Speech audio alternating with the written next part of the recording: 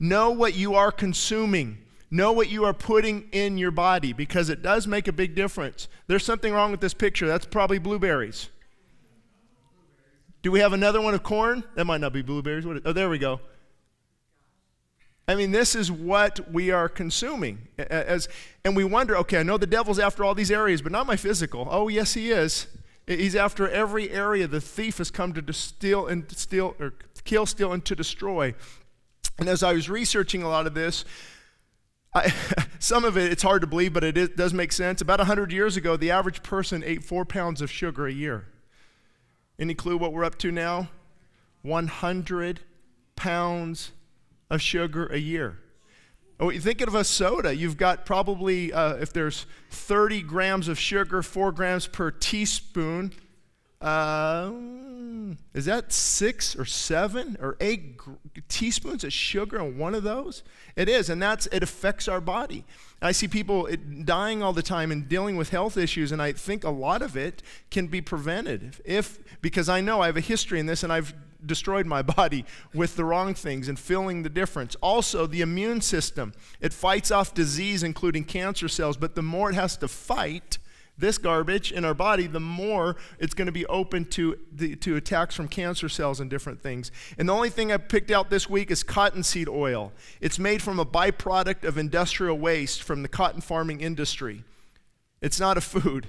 Cotton crop waste is also used to make cellulose additives when wood isn't available.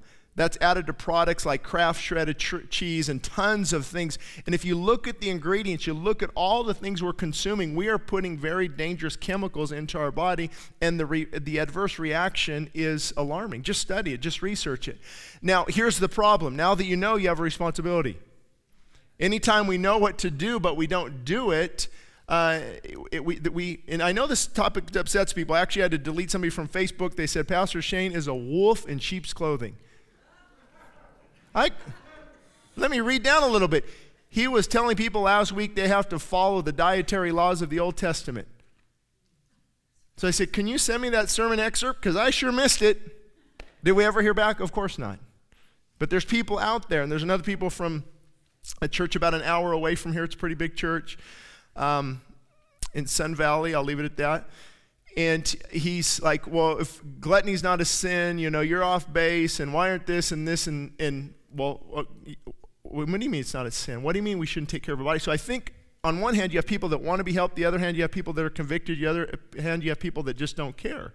But I think it's important to take care of what God has given us. And an online listener said this: I was dying and I submitted to Christ. Look at what he did for me after I was in bed for 12 years, filled with toxins from my workplace. A 2-centimeter nodule of cancer was in my lung with heart problems and diabetes. Prayer and nutrition and submission to God changed all of that. All my diseases are gone, no medications, full of energy and coaching others who are trapped in their bodies and homes. I will be 68 years old in a week. I was given 4 to 9 months to live. I call myself Lazarina. Raised from the dead and empowered by Christ, I give praise and glory to Jesus.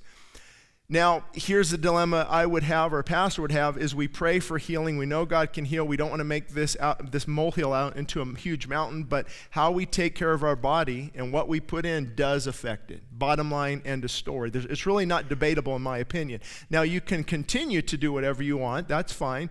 But I will let you know that you will feel much better. You will ward off disease. You'll be a much stronger believer with tons of energy if you take care of this gift that God has given us. And again, I told you about the difference it already has made in my life this week. And the funny thing, I was making a huge salad last night, and I told him, I can't believe this. What? I crave a bell pepper.